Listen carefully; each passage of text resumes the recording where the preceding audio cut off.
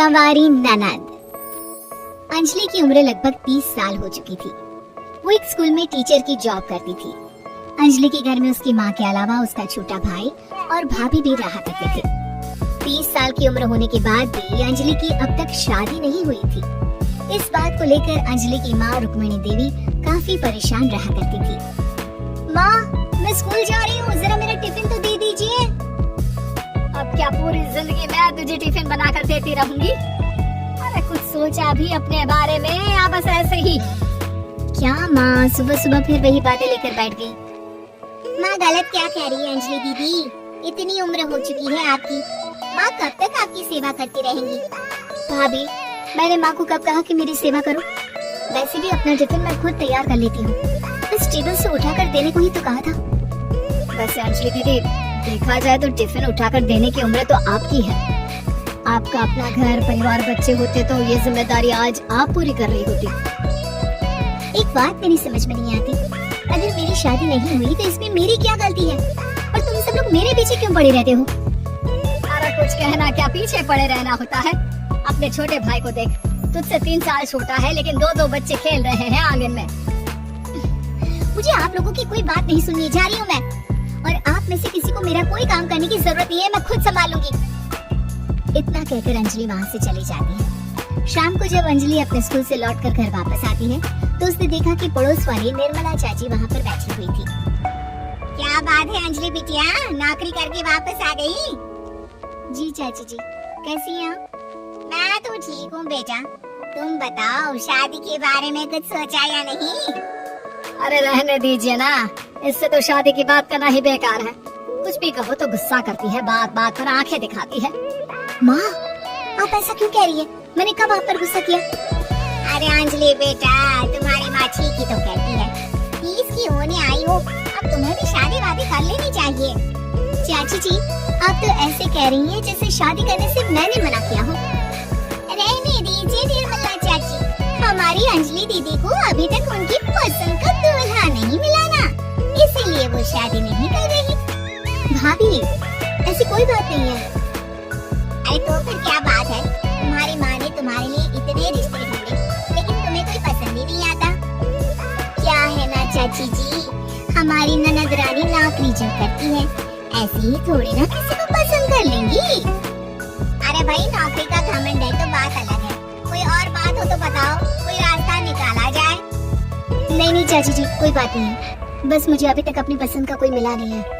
सुन लिया आपने, इस लड़की के तो पर निकल आए हैं और इतनी उम्र में अपनी पसंद का कोई मिलेगा भी नहीं इसे। माँ, आप मेरी शादी को लेकर हमेशा मुझे ताने क्यों मारती रहती हैं? अपनी माँ की बातें तो ताने लगती है। ताने हैं? बताओ, मैंने कुछ गलत कहा क्या? देखो, ये सब छोड़ो, मेरी दूर की बुआ का बेटा है, उसकी अभी शादी नहीं हुई है, उम्र होगी कोई 34-35 साल। आप कहें तो बात आगे बढ़ाऊं? अरे हाँ हाँ, क्यों नहीं, ये भी कोई पूछने की बात है। अरे जल्दी से लड़की को यहाँ बुला लो।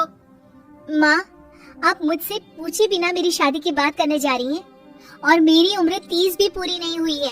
निर्मला चाची कह रही है कि वो लड़का 35 साल का है। अंजलि दीदी, आपको क्या लगता है इस उम्र में कोई फिल्म का हीरो आएगा आपके लिए?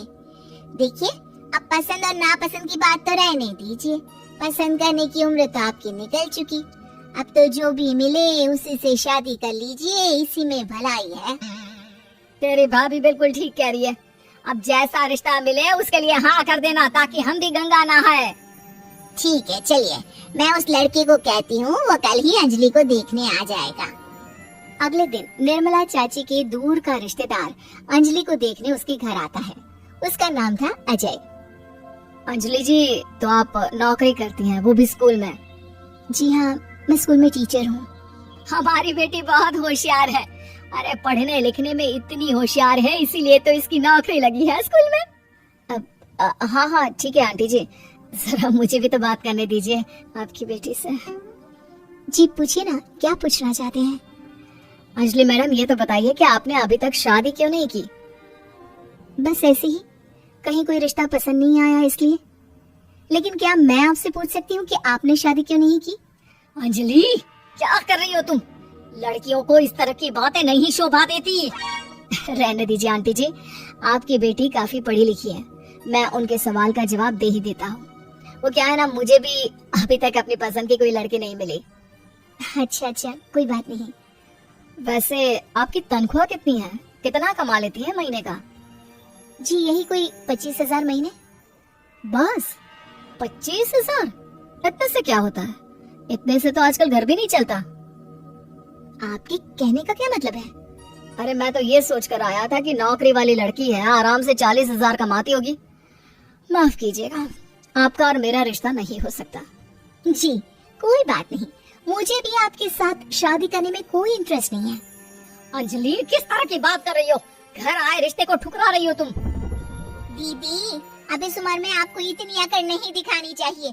अच्छा खासा रिश्ता हाथ से निकल गया, कहीं ऐसा ना हो कि जिंदगी भर कुंवारी ही रह जाओ आप। कुछ दिन और ऐसे ही निकल जाते हैं और अंजलि की शादी कभी नहीं होती। अंजलि के परिवार वाले बिंदास उसे ताने मारते रहते हैं, लेकिन अंजलि एक बड़ी नौकरी की तैयारी करती है और उसमें सिलेक्ट होने के बाद अंजलि को एक बहुत बड़ी नौकरी मिल जाती है।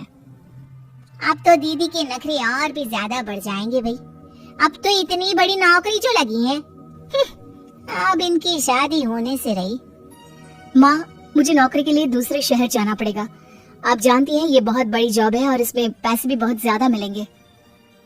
अच्छा, कितने पैसे मिलेंगे बेटा? माँ मुझे हर महीने 90,000 सैलरी मिलेगी। क्या?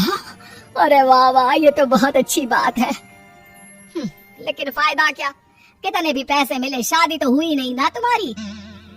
अंजलि नौकरी करने के लिए दूसरे शहर में चली जाती है और जब कुछ महीनों के बाद वो वापस घर आती है तो उसे अपने पति के साथ देखकर उसके घर वाले हैरान रह जाते हैं। अरे अंजलि, तूने शादी कर ली और हमें बताया तक नहीं। और दामाद जी करते क्या है? इतनी बड़ी कार है उनकी। माँ मैं आपको सब कुछ बताना चाहती थी, लेकिन आप सबके ताने सुनकर बहुत दुखी हो गई थी और इसलिए मैंने अपनी पसंद से शादी कर ली। मेरे पति मेरे साथ ही ऑफिस में नौकरी करते हैं और बहुत बड़े अफसर हैं। और एक बात बताऊं माँ,